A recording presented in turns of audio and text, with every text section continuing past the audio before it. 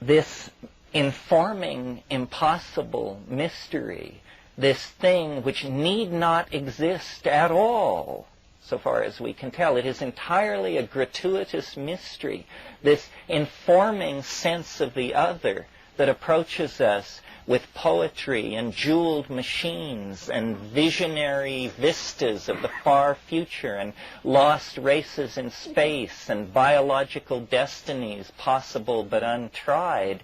That is not approachable any other way. And I think, that all this lineage mumbo-jumbo and the close holding of secrets means you don't have a strong hand.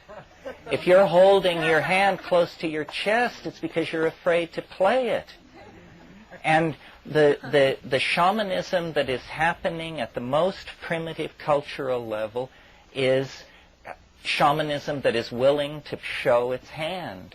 I mean, they don't tell you that you're not pure enough or celibate enough or haven't mastered textual proficiency enough. They just say, yes, come with us into the woods, and we will show you what we know.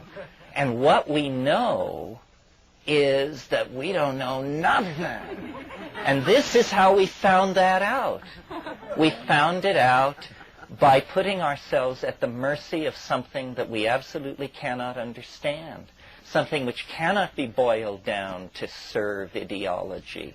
This horse cannot be broken. Any priest who tries to ride it will be thrown for a loop.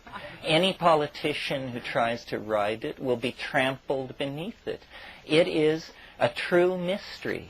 And the male ego, that reductionist, Newtonian, Cartesian, positivist approach, always pushes for closure.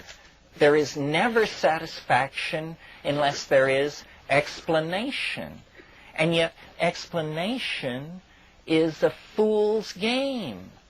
Anybody can create an explanation. The history of thought is the history of one cockeyed explanation after another, which is immediately perceived as ludicrous once it becomes outmoded. So the mystery is not an unsolved problem. It is a true mystery.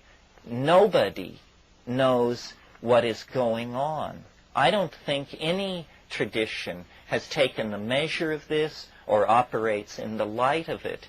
The people who actually handle the molten alchemical ore that pours out of the furnaces of hyperspace have very little to say about it, have no interpretation to offer. It's the public relations people and the priestcraft people and the people who have a book they're selling. They are just full of information, explanation, denunciation, adoration, so forth and so on. But the people who stand close to the mystery are silent. And what I would like to put across, and what I'm always trying to put across, and what is very hard to put across even though we say it over and over again, is how real what we're talking about is. It is real. It can just shake your teeth out. It is very fine to sit under the teaching tree and talk about psychedelic drugs. Do you know how much this is like being smashed on a psychedelic drug? Not at all. Not one iota.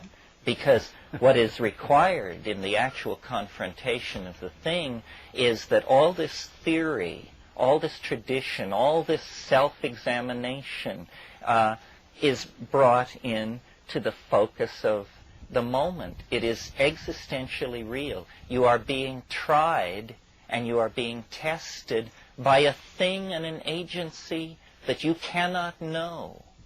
And this is very different from getting a laugh from an audience or a paycheck from an institution or your book reviewed in the newspaper. That is all dross and foolishness, because we all know that there are weasels everywhere and that your position in human society is no indication of your existential validity. But If you can pass through the fire of the psychedelic experience, and it is a fire, the hexagram Li, the clinging, is the sign of the psychedelic experience. It is the noetic fire. It's the fire that descended on Pentecost and gave language to the apostles. If you can pass through that fire, then you have made a pact outside of history, outside of the validations and value systems of men and women. You have found authentic being. And it's a great challenge, a great controversy. People, react differently. They want to preserve this particular tradition which mitigates against it, that particular tradition which mitigates against it. The fact is, we can only say what we know. And I diligently sought existential validity in the various rumored Sophic oases in the landscape of human aspirations, such as yoga, such as sitting, such as, and it's just a matter of shopping around, and finding out what actually sets your knees knocking, what actually makes tears of joy run down your face spontaneously, what actually can make you grovel and plead for mercy. And it is this force, this real invocation of real spirit. It is a dark night of the soul. It is an ecstasy, apotheosis, apokatastasis. It even happens outside of Greek. It is pure challenge met and overcome, pure self-authentication. And in a world where we are just buffeted, used, set against one another, misled, misconstrued, lied to, and controlled, nevertheless, you can just push between the tents of Carnival Row and walk out into the woods, and there you find the spiritual life waiting. There you find the limpid Sophic waters of the Tao that were always there. And it's a matter of courage, not of finding the guru, not of seeking the answer. Anybody who is seeking the answer is in flight from the answer, because the answer is not sought, it is faced. You know what it is. You just have to face the demands that it will make upon you, because it isn't easy. Somebody isn't going to pass by your prostrate form and touch you on the head and tell you you're enlightened. It's going to be burned out of you the way the dross is burned away from the precious metal in the alchemical furnace. It takes courage and commitment and a willingness to make what Plotinus called the flight of the alone to the alone. This is what shamanism is about. We do have a good time with each other. We do have a good time with all these drugs and copulating furiously upon them and making metaphors with them.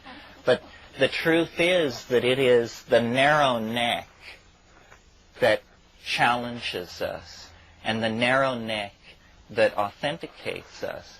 And when you pass through it, each time you come to the other side, you've taken a step along the path of knowledge that is irrevocable.